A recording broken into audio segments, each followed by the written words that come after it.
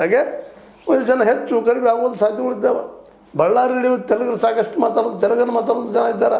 ಅವರು ಬಯಸ್ತಾ ಇದ್ದಾರೆ ನಮಗೆ ಕೊಡ್ರಿ ಬಳ್ಳಾರಿ ಅಂತೇಳಿ. ಕೊಡ್ಲಿಕ್ಕೆ ಆಗ್ತದನ? ಆದ್ವಾನಿ ನಾವು ಕೇಳ್ತಾ ಇದ್ವಿ, ಇಲ್ಲಿ ಕನ್ನಡಿಗರು ಹೆಚ್ಚು ಮಾತಾಡ್ತಾ ಇದ್ದಾರೆ. ಇಲ್ಲಿ ಗುಡ್ಡಾಪುರದ್ದು ಎಲ್ಲ ನೋಡಿದಾಗ ಇಲ್ಲಿ ಕನ್ನಡಿಗರು ಹೆಚ್ಚು ಮಾತಾಡ್ತಾರೆ. ನಾವು ಕೊಡ್ರಿ ಅಂತ ಹೇಳಕ್ಕೆ ಆಗ್ತದಲ್ಲ ಪ್ರತಿಯೊಂದು. ಇತಿಹಾಸಗಾರದಲ್ಲಿ ಆಗಿ ಹೋಗಿದೆ ಇವತ್ತು. ಸರಿ ಇವತ್ತು ತಪ್ಪು, ಅದನ್ನು ಮರಳಿಕೆ ಅದಕ್ಕಿದ್ದು ಇವತ್ತು ನಮ್ಗೆ ಬೇಕಾಗಿತ್ತು ಮುಖ್ಯ ಡೆವಲಪ್ಮೆಂಟ್ಗಳು ಬೇಕಾಗಿದ್ದಾವೆ. ನಮ್ಮ ಬೆಳಗಾವಿಯಲ್ಲಿ ಉದ್ಯೋಗಗಳು ಸೃಷ್ಟಿ ಆಗಬೇಕಾಗಿದೆ. ಅದು ಯಾರು ಮರಾಠಿಗರು ದುಡಿತಾರೋ, ಕನ್ನಡಿಗರು ದುಡಿತಾರೋ, ಮತ್ತಾರು ದುಡಿತಾರೋ ಅದು ನೋಡೋಂಥ ಅವಶ್ಯಕತೆ ಏನೂ ಇಲ್ಲ. ಇವತ್ತು ನಮ್ಮ ಈ ಎಲ್ಲ ಹೋರಾಟಗಾರರು ಅದನ್ನ ಕೇಳ್ತಾ ಇದ್ದಾರೆ, ಈ ಶಾಸಕರಿಗೆ ಏನಾಗ್ಯದಪ್ಪ? ಹೌದು, ಕರ್ನಾಟಕದ ಅವಿಭಾಜ್ಯ ಹಂಗೆ ಅಂತ ಹೇಳೋದಕ್ಕೆ ಇವರಿಗೆ ಆಗ್ತದೆ ಅನ್ನುವಂಥ ಮಾತನ್ನು ಅವ್ರು ಕೇಳ್ತಾ ಇದ್ದಾರೆ. ಅದೇ ಕಾಲಕ್ಕೆ ಇಲ್ಲಿ ಇನ್ನೊಂದು ಭಾಳ ಸೂಕ್ಷ್ಮ ಗಮನಿಸಬೇಕಾಗಿತ್ತು, ಬೆಳಗಾವಿ ಜಿಲ್ಲೆಯ ಸಾಹಿತ್ಯಗಳ ಸಹಿತ ದೊರೆಯುತ್ತಾ ಇಲ್ಲ ಅನ್ನೋದನ್ನು ನಮ್ಮ ಹೋರಾಟಗಾರರು ಪ್ರಶ್ನೆ ಮಾಡ್ತಾರೆ. ಯಾಕಪ್ಪ ನೀವು ದೊರೆಯುತ್ತಿಲ್ಲ?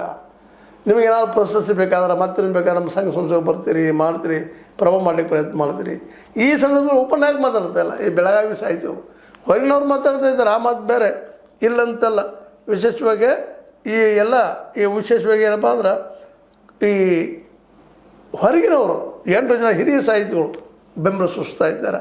ಅದರಲ್ಲೂ ಮುಖ್ಯವಾಗಿ ಕನ್ನಡ ನಾಡು ನುಡಿ ಜಾಗೃತಿ ಸಮಿತಿಯಿಂದ ಬೆಂಗಳೂರವರು ಕೆ ಮರುಳಸಿದ್ದಪ್ಪನವರು, ಜಿ ರಾಮಕೃಷ್ಣ ಅವರು, ಪ್ರೊಫೆಸರ್ ಎಸ್.ಜಿ. ಸಿದ್ದರಾಮಯ್ಯ ಅವರು, ವಿಜಯ ಅವರು, ಜಾನಗಿರಿ ವೆಂಕಟರಾಮಯ್ಯನವರು, ಬಂಜಗಿರಿ ಜಯಪ್ರಕಾಶ್ ಅವರು, ಆರ್.ಜಿ. ಹಳ್ಳಿ ನಾಗರಾಜ್ ಅವರು, ವಸುಂಧರಾ ಭೂಪತಿ ಅವರು ಅಧಿಕೃತವಾಗಿ ಪತ್ರ ಬರಿತಾ ಇದ್ದಾರೆ. ಇವತ್ತು ನಮ್ಮ ಒಳಗೆ ತೊಗೊಳ್ರಿ ಅದನ್ನು, ನೆಪ ಹೇಳಿಬೇಡಿ, ಕನ್ನಡ ಪರ ಠರಾವ್ ಪಾಸ್ ಮಾಡಿ ಅಂತ ಖಡಕ್ ಎಚ್ಚರಿಕೆ ಕೊಡ್ತಾ ಇದ್ದಾರೆ.